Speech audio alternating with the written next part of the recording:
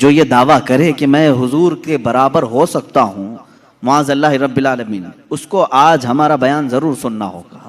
معجزات مصطفیٰ صلی اللہ تعالیٰ، ایک ایک چیز حضور صلی اللہ تعالیٰ علیہ وسلم کی زندگی پوری کائنات کو آج بھی چیلنج کر رہی ہے، عاجز کر کے رکھی ہے۔ تو کون سی کھیتی سے نکل کر برابری کا دعویٰ کرتا ہے؟ حضور اکرم صلی اللہ تعالیٰ علیہ وسلم کی ذات ستودہ صفات، اللہ کے نبی صلی اللہ تعالیٰ علیہ وسلم کے بچپن کی بات لیتے ہیں، آج پیدا ہوئے، میلاد مقدس ہے، اور زمانے رسول صلی اللہ تعالیٰ علیہ وسلم میں یعنی ولادت کے زمانے میں مکہ کا ماحول تھا کہ بچے پرورش کے لیے دایاؤں کے پاس دے دیے جاتے تھے۔ وجہ یہ تھی کہ بچہ شہر کی گہما گہمی سے دور رہے، اس کی زبان محفوظ رہے۔ دیہات والوں کی زبانیں وہاں اچھی ہوتی تھیں، عربی، اور شہر میں ہوتا یہ تھا کہ ہر جگہ کے لوگ مکہ میں آتے تھے، مکس نہ ہو جائے، تو مکہ والے خاص طور پر اپنے بچوں کی زبان کی حفاظت کے لیے شروع کے چند دن کسی دایا کے پاس رکھتے تھے۔ رسول کریم صلی اللہ تعالیٰ علیہ وسلم جب پیدا ہوئے، یہ وہی زمانہ ہے جب بنو سعد قبیلے کی دایا عورتیں ہیں، ایک قبیلہ ہے جس قبیلے کی ساری خواتین بچوں اور 2 سال کے بعد لے جاتی تو بھاری معاوضہ ملتا تھا، اجرت ملتی تھی، وہ پیسوں پر دودھ پلاتی تھیں۔ اسی اعتبار سے بنو سعد قبیلے کی خواتین مکہ میں آئیں، انہی خواتین میں ایک حلیمہ سعدیہ بھی ہیں۔ وہ کہتی ہیں جب مکہ پہنچے میری اونٹنی لنگڑی تھی جس کی وجہ سے میں تاخیر سے پہنچی۔ ساری عورتیں مکہ میں جو نومولود بچے تھے سب کے پاس گئیں اور ان سے بھاؤ تاؤ کیا، معاوضہ طے کیا اور بچے لے لیں۔ حضرت حلیمہ سعدیہ کہتی ہیں میں تاخیر سے پہنچی، تقریباً بچے جا چکے تھے، ایک بچہ باقی تھا، وہ آمنہ کا در یتیم تھا۔ میں وہاں آئی، میں نے دیکھا اور اس کے بعد پوچھا کون ہے اس بچے کا سرپرست؟ کہا بچے کی ولادت سے 6 ماہ پہلے ہی اس کے والد کا وصال ہو چکا ہے۔ حلیمہ کہتی ہے میں چھوڑ کر باہر چلی آئی، میں نکل آئی کہ باپ ہے نہیں بچے کا، میں اگر دودھ پلا بھی دوں 2 سال کے بعد مجھے اجرت دے گا کون؟ کون معاوضہ دے گا؟ وہ کہتی ہیں پھر پورا مکہ چھان ماری، لیکن اب کوئی بچہ نہیں ملا۔ شام ہو گئی تھی، شوہر ساتھ میں تھا۔ حلیمہ سعدیہ سے شوہر نے کہا اے حلیمہ، خالی ہاتھ جانے سے بہتر ہے کہ وہ یتیم کو ساتھ لے جائیں، یتیم در یتیم ہے، ساتھ لے جائیں۔ حلیمہ سعدیہ کہتی ہیں میں دوبارہ واپس آمنہ کے گھر آئی۔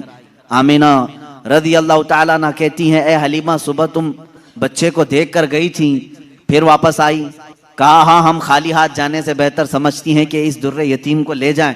حضرت آمنہ نے کہا لے جانا چاہے تو لے جاؤ، لیکن تمہاری امیدوں کے مطابق ہم معاوضہ نہیں دے سکیں گے، تمہاری امیدوں کے مطابق ہم اجرت نہیں دے سکیں گے۔ آمنہ نے کہا، حلیمہ سعدیہ نے کہا ٹھیک ہے، اب خالی ہاتھ نہ جانے کا ہم نے عہد کیا ہے، بچے کو لے لیتے ہیں۔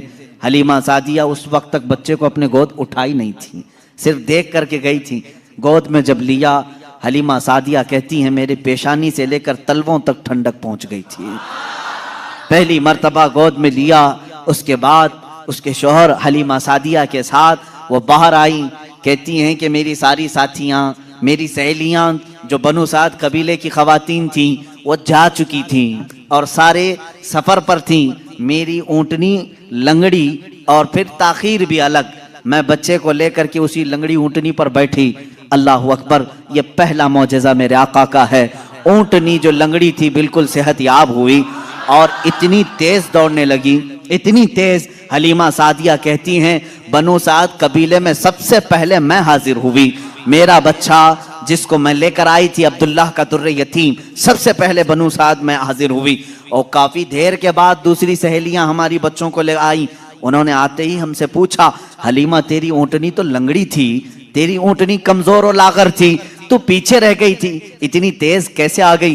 حلیمہ سعدیہ کہتی ہیں ہاں اونٹنی میری لنگڑی تھی لیکن سوار بہت ہی اعلیٰ تھا، جیسے ہی یہ بچہ اس اونٹنی پر سوار ہوا نہ جانے اس میں طاقت کہاں سے آئی، سب سے پہلے میں حاضر ہوئی۔ ساری عورتوں نے محسوس کیا یہ ایک معجزہ نہیں، بنو سعد جو قبیلہ ہے وہ آج بھی ہے طائف کے قریب، آج بھی وہ قبیلہ ہے حلیمہ سعدیہ کا قبیلہ جس کو بنو سعد کہتے ہیں۔ اس قبیلے والوں کا بیان ہے کہ یہ رات ایسی تھی پورے بنو سعد قبیلے کی بکریوں کے دودھ سے تھن بھر چکے تھے، سارے قبیلے والوں کی بکریوں کے تھن دودھ سے بھر چکے تھے۔ حلیمہ سعدیہ کہتی ہیں جب میں بچے کو گھر میں لے آئی تو عجیب سی راحتیں اور برکتیں اور ہوائیں چلنے لگیں. لوگوں نے محسوس کیا آج تک بنو سعد قبیلے میں ایسی خوشگوار ہوائیں آئی نہیں تھی، لیکن لوگوں نے بعد میں یہ محسوس کیا یہ حلیمہ سعدیہ کے گھر جو بچہ آیا ہے اسی کی برکتیں ہیں. ایک کے بعد دیگرے لوگوں نے معجزے دیکھے بھی. حلیمہ سعدیہ کی جو بیٹی ہیں شیمہ، جو حضور صلی اللہ علیہ وسلم کی دودھ شریک بہن ہیں، حضور کی دودھ شریک بہن ہیں، وہ کہتی ہیں میں محمد صلی اللہ تعالی علیہ وسلم کو گود میں لے کر رات میں بیٹھتی تھی. 1 سال کے نہیں تھے، 9 ماہ کے تھے. جب میں گود میں لے کر بیٹھتی تھی، تاریک راتیں ہوں یا اجالی راتیں ہوں، کھلے آسمان کے نیچے میں آ کر بیٹھتی. محمد عربی صلی اللہ علیہ وسلم کی پرورش میں حلیمہ کا گھرانہ لگا ہے. کہتی ہیں ہم مالدار نہیں تھے، کھیل کھلونے والی چیزیں ہمارے گھر نہیں ہوتی تھی، لیکن شیمہ کہتی ہیں جب محمد میری گود میں ہوتے رات کو 14ویں کا چاند چمک رہا ہوتا اور محمد صلی اللہ علیہ وسلم گود سے انگلی کو یوں اٹھاتے، چاند ادھر چلا جاتا، کبھی چاند ادھر جاتا، گود میں انگلی جس طرف کرتے وہ چاند ادھر ہی جھک جاتا تھا.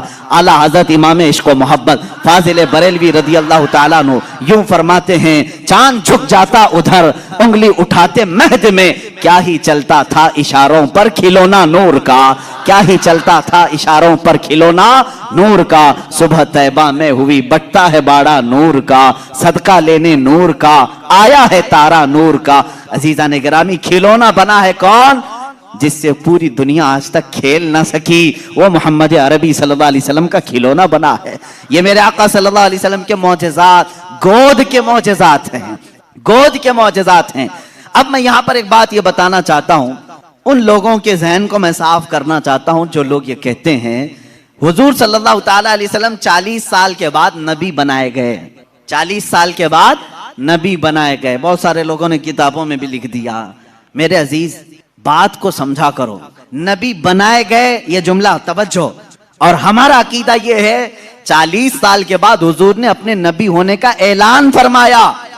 نبی بنائے گئے الگ چیز ہے، وہ نبی کب بنائے گئے تھے یہ خود رسول پاک سے پوچھو، آپ کب نبی بنائے گئے تھے؟ ان کی کتابوں سے نہ پوچھیں گے، ہم حضور سے پوچھتے ہیں. میرے آقا فرماتے ہیں کنت نبیا وآدم بین الماء والطین، میں تو اس وقت بھی نبی تھا جب آدم کو پانی اور مٹی میں گوندھا جا رہا تھا. آدم علیہ السلام کے خمیر کو گوندھا جا رہا تھا، اس وقت بھی میں نبی تھا. یہ اللہ کے حبیب صلی اللہ علیہ وسلم نے فرمایا. اور یہ لوگ کہتے ہیں 40 سال کے بعد نبی بنائے گئے. اچھا چلو ٹھیک ہے، اس حدیث کو اگر نہیں مانتے، معجزہ کب دیا جاتا ہے؟ معجزہ کب دیا جاتا ہے؟ جب نبی اپنی نبوت کو ظاہر کر دے، اسے لوگوں کو قائل کرنا رہتا ہے، ایمان کی طرف بلانا ہوتا ہے، اپنی حقانیت کی دلیل پیش کرنی ہوتی ہے، تب نبی معجزہ دکھائے گا. یہاں محمد عربی صلی اللہ علیہ وسلم گود میں جو معجزے دکھا رہے ہیں، حلیمہ سعدیہ کے گھر جو معجزے دکھائے جا رہے ہیں، تمہارے قول کے اعتبار سے 40 سال کے بعد نبی ہوئے تھے نا، تو معجزے تو 40 سال بعد دکھنا چاہیے. حلیمہ سعدیہ کی گود میں جو معجزے دکھ رہے ہیں، اس سے پتہ چلتا ہے وہ پیدائشی نبی تھے. اعلان کا حکم 40 سال کے بعد اللہ نے دیا. وہ نبی نبوت لے کر کے دنیا میں آئے.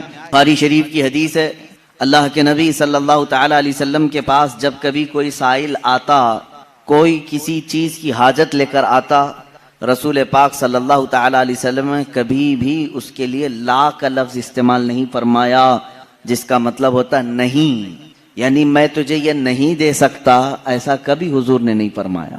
مانگنے والوں نے ہر طرح کی چیزیں مانگی ہوں گی، اور دینے والے رسول نے کبھی نہ نہیں کہا، اور نہ کہنا میرے رسول پاک صلی اللہ تعالی علیہ وسلم کی عادت نہیں. حضور اکرم صلی اللہ تعالی علیہ وسلم کے پاس لوگوں کے مانگنے کا جو انداز ہمیں کتابوں میں ملتا ہے، وہ صرف پیسے مانگنے کا اور مال مانگنے کا نہیں. ہمارے ہاں دنیا میں ہم اور آپ سخی بنیں گے اگر کن چیزوں میں؟ جو مال ہمارے پاس ہے یہ دے کر کے ہی سخی کہلائیں گے. آپ کے پاس پیسے زیادہ تھے، آپ بانٹ رہے ہیں، سخی کہلائیں گے. آپ کی سخاوت کے لیے یہاں دنیا میں صرف آپ کے پیسوں کا ہی اثر دکھتا ہے.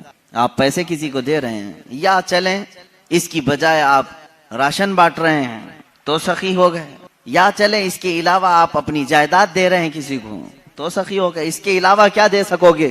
رسول پاک صلی اللہ تعالی علیہ وسلم کے پاس مانگنے والے صرف جائیداد یا صرف مال یا حصی چیزیں نہیں، بلکہ مانگنے والے اپنی بیماریوں کی شفا بھی مانگتے تھے. اللہ کے نبی صلی اللہ تعالیٰ علیہ وسلم وہ بھی دے رہے ہیں.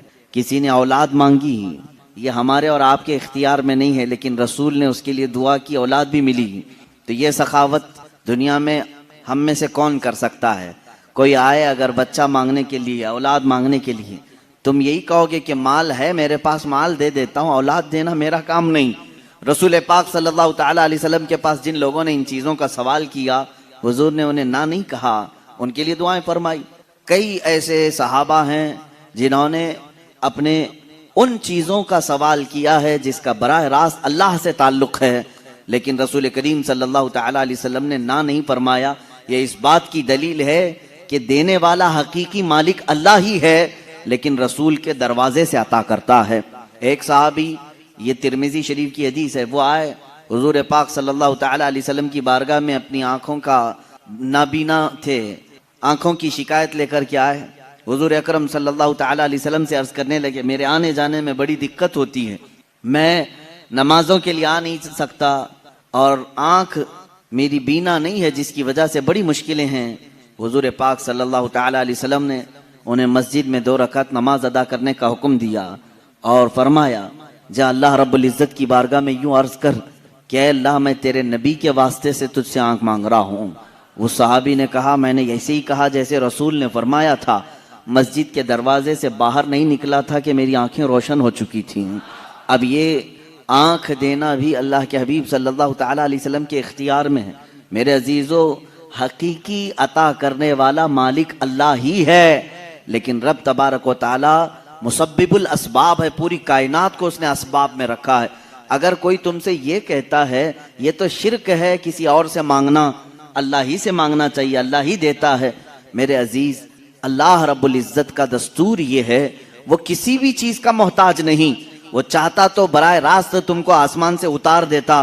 ماں اور باپ کے ہونے کی ضرورت کیوں پیش آئی تمہارے؟ وہ اللہ تعالیٰ پوری کائنات کو اسباب میں رکھا ہے. ایک عورت ایک مرد کے اختلاط سے بچہ دنیا میں آتا ہے، یہ سب کو معلوم ہے. کہ اللہ ماں اور باپ کا محتاج ہے؟ بغیر ماں باپ کے بھی اللہ بچہ پیدا کر سکتا ہے، لیکن اس نے کائنات کا نظام اسباب پر رکھا ہے. تمہیں وہ چاہے تو اناج سیدھے بارش برسا کر کے دے دے، لیکن نہیں، اس نے اسباب پر رکھا ہے کہ تم زمین کے اندر ایک بیج بو گے، وہ کومپل کی شکل میں اگے گا، پھر پودا آئے گا، پھلیاں ہوں گی، اناج آئے گا، پھر کاٹو گے، پھر گھر میں اناج آئے گا. یہ اتنے مراحل سے جو گزارا جا رہا ہے، کیا اللہ اس چیز کا محتاج ہے؟ نہیں، محتاج نہیں، لیکن اس کا قانون ہے، وہ دنیا کی تمام چیزوں کو اسباب پر رکھا ہے. عزیزان گرامی، اس نے قرآن بھی ہمیں ڈائریکٹ نہیں دیا. چاہتا تو پورے انسانوں کو ایسی قرآن سنا دیتا، نہیں، بلکہ اپنے نبی کے سینے کے واسطے سے قرآن پہنچایا ہے. ایمان ہم تک رسول کے ذریعے سے آیا.